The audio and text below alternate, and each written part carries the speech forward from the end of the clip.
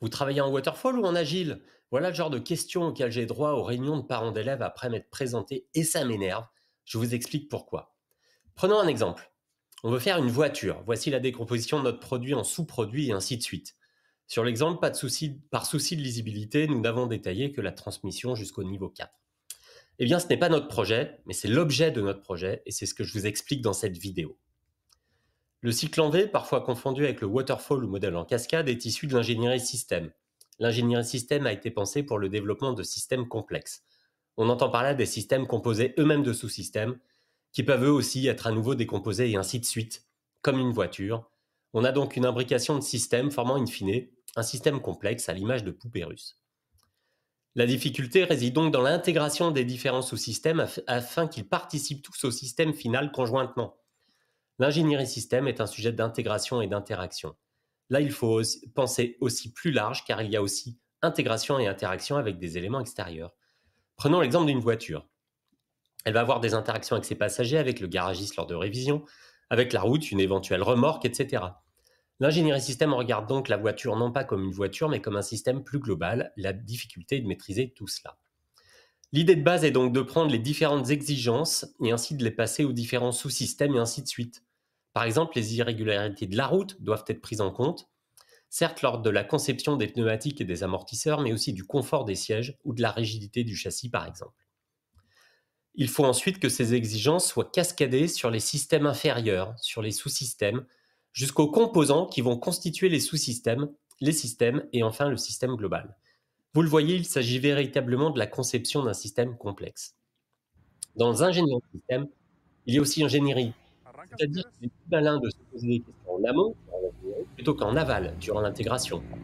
Ainsi, l'ingénierie système ramène les réflexions ¿Dónde? sur la planche à dessin plutôt que dans l'atelier, pourrions-nous dire. ¿Arranca si En quieres? réalité, c'est même plus en amont que ça. Que cela, l'ingénierie système regarde le système durant sa phase de conception. C'est ce que vous voyez là à l'écran. ¿Dónde? Sur la gauche, la conception, lieu de l'ingénierie système. ¿Arranca si Au quieres? milieu, le produit virtuel. Et à droite, le produit fini.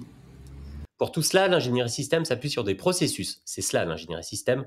Développer un système complexe par les processus. Si vous souhaitez approfondir le sujet, je vous conseille l'excellent ouvrage collectif de l'Association française de l'ingénierie système, Découvrir et comprendre l'ingénierie système. Le lien est en description de la vidéo. Vous y trouverez notamment la définition de l'ingénierie système. C'est un mode de pensée, une façon d'appréhender les affaires par une approche structurée pour passer du besoin à la solution. Et le cycle en V dans tout ça? C'est une façon de définir les exigences de haut niveau pour tout le système complexe et comment on va le cascader au niveau inférieur.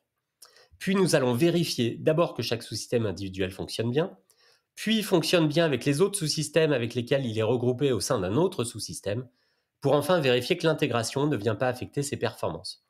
On a donc une série de tests, qualifiés parfois de réception des composants, tests de sous-système, tests d'intégration, tests de performance, tests de qualification. Cela a lieu pour tous les sous-systèmes jusqu'à l'intégration finale en système final.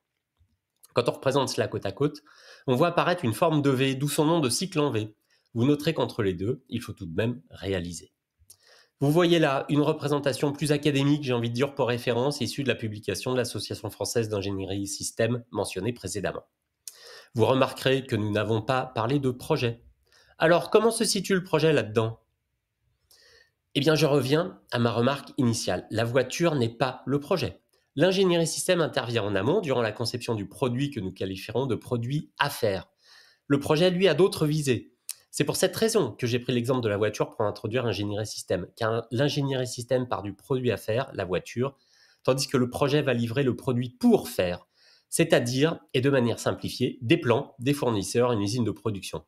Mais ces éléments répondent à la fabrication de la voiture qui a été conçue selon les règles de l'ingénierie système pour minimiser les mises au point sur la ligne de production. Nous avons donc le produit à faire et le produit pour faire.